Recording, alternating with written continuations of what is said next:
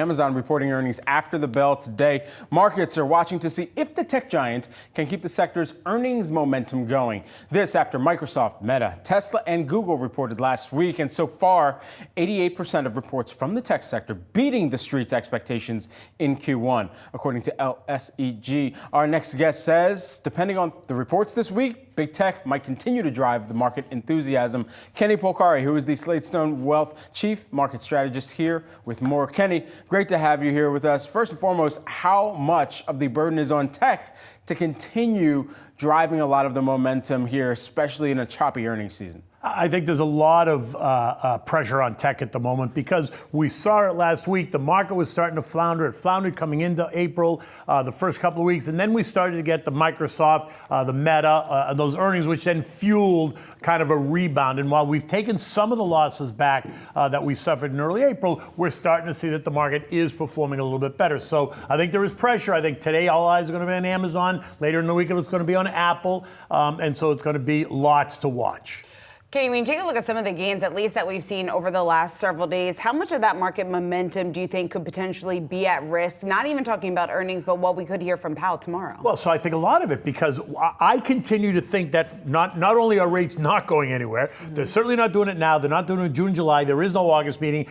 The market is pricing a 57% chance of a September rate cut, which makes no sense 6 weeks ahead of a presidential election. So therefore, I don't think we're getting any rate cuts this year. And then you get news like today, the employment cost index, suggesting that inflation remains a hot, sticky issue. And so therefore, I think the market has to be prepared for another pullback. How significant of a pullback? So listen, I think 49.20 is a level that is intermediate support, right? So we almost tested it last week. We were down there below, we traded 49, I think we were in 49.70, I think, like that. Actually, I think the line is 49.50, not 49.20.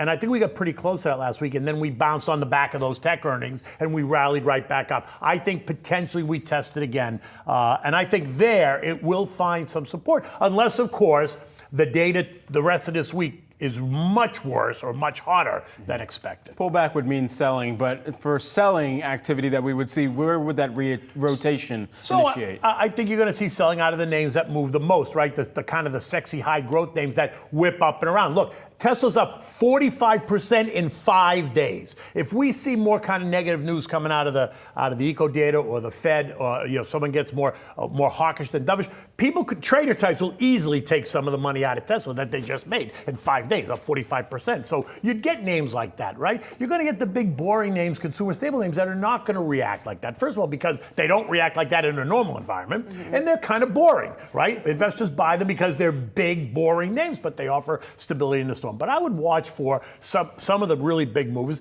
Tech would certainly be in that camp, and that's just anything tech, not just the Magnificent Seven, right? There's a whole range of names in the tech space that you could easily draw from. Kenny, when we talk about a lot of these names, obviously, that have been doing well up until this point, we're getting a read of a lot of these consumer staple names that are out this morning when you take a look at the results that we're getting from Molson Coors, from McDonald's, the list goes on and on and on. Right. What's your read on the strength of the consumer at this point? And I bring that up because of the fact that inflation remains so sticky, yet these data prints, print after print, showing that the economy is almost brushing everything off to the side. Well, it is. I think the consumer, though, is getting to a point, and I think actually McDonald's said it in their earnings announcement this morning. I heard the headline, I didn't actually see it, that they were talking about how the consumer is becoming more sensitive. So I do think that the consumer is getting stretched, and they're tiring of this ongoing inflationary cycle that we're going to see. So at some point, I do think there has to be a break. I mean, at some point, something's got to give. And so that's why I'm just a little bit, I'm not negative like we're going to see this crash in the market, but I'm just cautious that there's going to be a pullback. What sector is most impacted by that pullback? So again, I think it's the ones that have been outperforming. So tech to me would be the sectors, and it's anything tech, right? So it could be Nvidia, could be, do I think it's going to be Apple? Apple's down 9% on the year, so I don't think it's going to be Apple, but it could be Amazon, could be Qualcomm, could be these other names that are up 10, 15, 20% so far this year, but Apple's down 9%. So I actually think, quite honestly, going into the Apple print, I think there's the opportunity that Apple's, been underperforming. And SC Bernstein just upgraded it yesterday. Very interesting, ahead of the Apple earnings announcements, which I thought was pretty ballsy. And so therefore, I think it's Apple is where the opportunity. Yeah, they came off the sidelines for the first time in 2 years. Yeah, if you want to go long, I think Apple's. If you want to get shorty or cautious, I think you have to look at some of the names that have certainly outperformed. Yeah, and they had cited a few different reasons for that upgrade, listing everything from prevailing weakness in China, more cyclical than structural. Of course, also this coming ahead of what the new iPhone announcement could look like as well. I mean, all these things considered, what are the catalysts that could drive Apple at this juncture going into earnings? Drive it higher. Higher. So I think the concerns over China are overblown. And look, Apple earns $120 billion